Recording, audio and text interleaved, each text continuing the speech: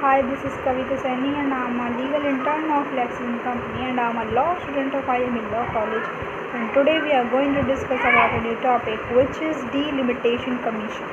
Firstly, we discuss what is delimitation.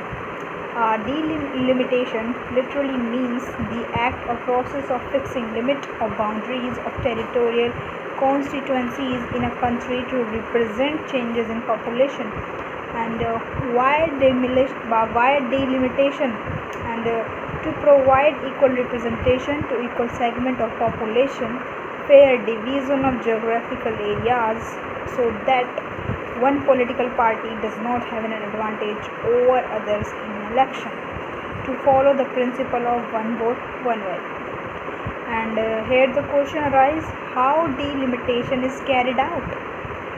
Under Article 82, the Parliament enacts the Delimitation Act after every census. Under Article 170, states also have divided into territorial constituencies as per Delimitation Act after every census. Once the act is in force, the Union government sets up a Delimitation Commission. The first Delimitation Commission exercise was carried out by the President in 1950 to 51. The Delimitation Commission Act was enacted in 1952.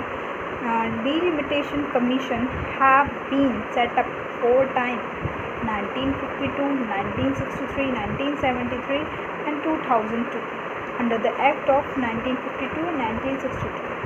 And there was no delimitation after the 1981 and census 1991. And Delimitation Commission. The Delimitation Commission is appointed by the President of India and works in a collaboration with the Election Commission of India. And what is the composition? Retired Supreme Court Judge, Chief Election Commissioner, respective state election commissioner. And what is its function? To determine the number and boundaries of constituencies to make population of all constituencies nearly equal, to identify seats reserved for scheduled caste and scheduled tribes wherever their population is relatively large.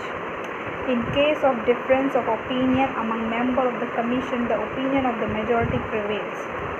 The Delimitation Commission in India is a high power body whose order have force of law and cannot be called in a question before any court.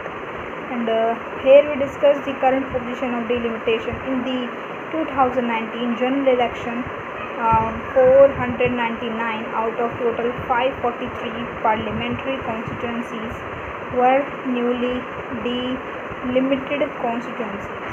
This affected the National Capital Region of Delhi, the United Territory of Pondicherry and all other states except Jammu and Kashmir, Arunachal Pradesh, Assam, Jharkhand, Manipur and Nagaland. And here we discuss what problems with delimitation. States that take little interest in population control could end up with greater number of seats in parliament.